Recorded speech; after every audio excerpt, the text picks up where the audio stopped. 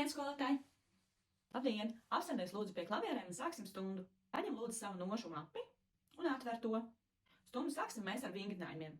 Bet skolotāji, es negribu. Kāpēc mums atkal vingrinājumi jāspēlē? Mēs jau gāmu ieskaitu tikko nospēlējām. Kāpēc vajadzīgs tas ir? Es nesaprotu. Tāpēc, ka tu esi tikko atnācis stundu, pirksti ir jāievingrina, lai viņi lēnām iekustētos, un gāmas mēs ļoti labi zinām, tāpēc mēs sāksim ar gāmu, izspēlēsim gāmu, trīskanu un akordus. Ai, nu labi. Bet kādu man to gāmu tur spēlēt? Mažoru, minoru? Kādas zīmes bija pie atslēgas? Kāpēc es nevaru tikai gāmu spēlēt? Kāpēc man ir jāspēlē vēl trīskanas un akordus? Skolotāji, kāpēc tik daudz? Es jau teicu, lūdzu, iekustinām pirkstus, jo tas mums ir nepieciešams skaņdarbos. Skaņdarbos nevar gan gāmu gājiens, gan akordi, gan trīskaņu šur tur gājiens. Tā tev būs vieglāk izspēlēt, un pirksti tev jau būs iesaluši. Labi. Es izspēlēju. Turpināsim tālāk ar skaņdarbu. Lūdzu, atšķir notīs skaņdarbu.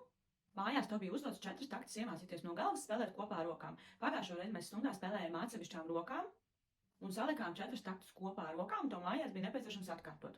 Lūdzu, vienu reizi iespēlējies izspēlē, un tad spēlējam no galvas. Ai, nu kāpēc no galvas? Nu es tā nevaru uzreiz.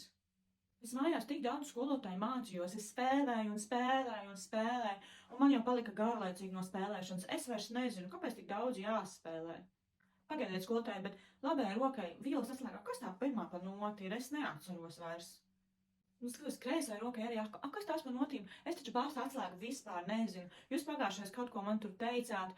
Es sapratu, jā, es teicu, ka es saprotu. Es jau arī saprotu, es skatos, jā, tur notīs kaut kāds špikarīts, kā jāskaita notis jūs uzrakstījāt. Nu jā, bet es nevaru tā izskaitīt, es nevaru, tas līnijas tik maziņas, es neredzu. Man tik grūti, jūs saprotat, skolotāji, man tik ir grūti. Jā, es tevi saprotu, bet mēs taču pagājušais spēlējām, es tev vairākas reizes jautāju, vai tu saproti, tu teici, ka tu saproti.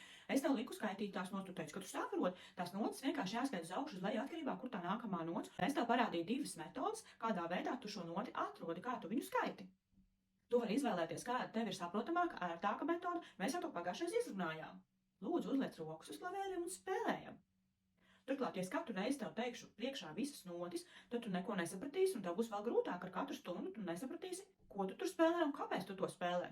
Lūdzu, pamēģini pats nospēlēt tās pirmās 4 taktus, kas mājās tika uzdotas. Nu labi, skolotāji. Bet tas ir tik grūti, man jāpieslēdz galva, jādomā, man jāskatās vēl šitā te ir un jāredz gan notis, gan klaviatūra. Man vēl jādomā ritms un jāskaita un jāvar nospēlēt vēl bez apstājas, un tā kā jums vajag. Bet, jā, es tagad sāku saprast, ka man taču pašam ir jāskaita un jālasa tās notis, lai es viņas iemācītos, jo tad taču tiešām mēs šodien neko jaunu nevarēsim iemācīties, un atkal mācīsimies to pašu, ko mēs pagājušā stundā esam iemācījušies. Bet, protams, tieši par to es runāju, ka tev jāaiziet mājās un tikai jāatkārto tas, ko mēs jau esam stundā izdarījuši, un tad tu to neaizmirsīs, un nākamo stundu mēs katru stundu no stundas varam mācīties kaut ko jaunu uz priekšu. Ievies to spēlēšanu kā ikdienas rutīnu. No rīta, kamēr mamma taisa brokas, pieskrien pie klavierēm, naši vienu reizīti izspēlē vai 2 vai 3. Tāpat pēc skolas, atskrienot mājās, aši pāris reizes izspēlē. Un tev tas ieies kā tāda rutīna, ka tu gribēsi katru dienu jau to darīt, jo tu jau zinās, es aizskrienu, pišķi pieskrienu, aši izspēlēju. Un tev katru dienu sanāks vieglāk un labāk. Un pašam būs milzīgs gandarījums no tā, ko tu proti.